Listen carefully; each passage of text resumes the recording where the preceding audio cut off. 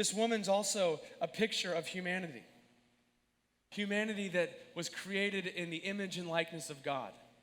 That was created for robust, vibrant life. Communication with God, with each other, right relationships with ourselves psychologically, right relationship with the world to flourish. This, if you've ever heard the word shalom, which is translated as peace, it's nothing less than the absence of conflict, but it's a lot more than that. We were created to flourish.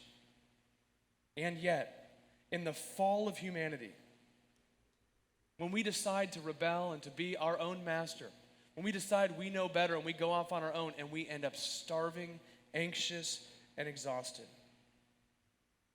Look at the front page news today.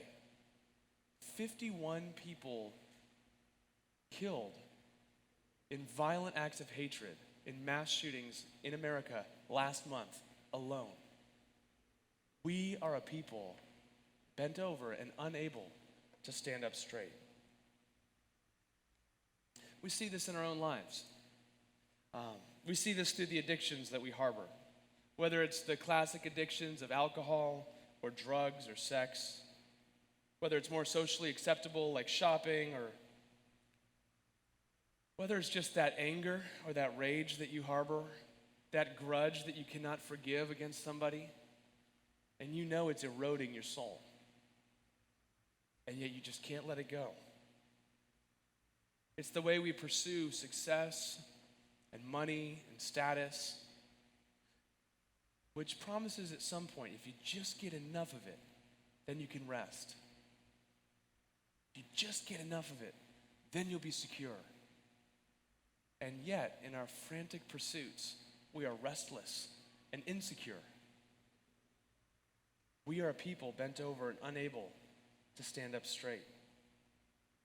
See, this description describes the woman's physical position, but it also serves as an analogy for her social position.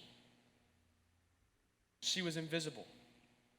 And in verse 12 it says, when Jesus saw her.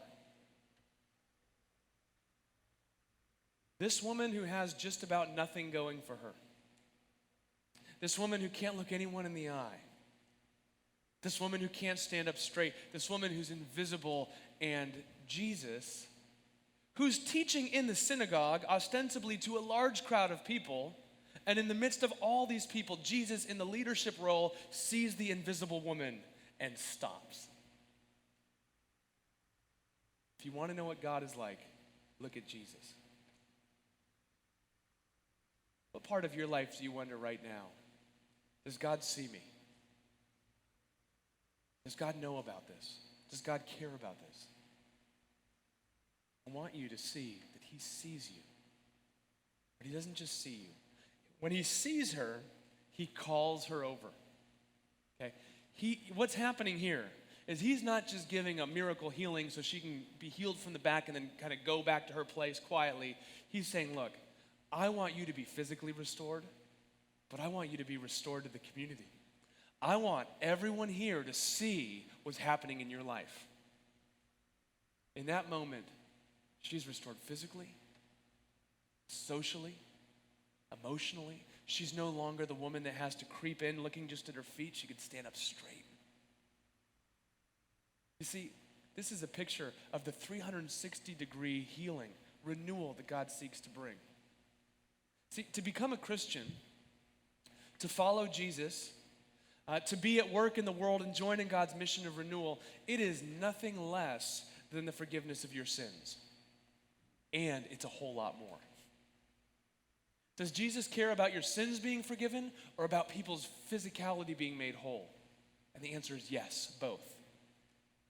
Does Jesus care more that people are reunited with God or that our homeless neighbors actually find shelter and respect and dignity? And the answer is always both and yes, together.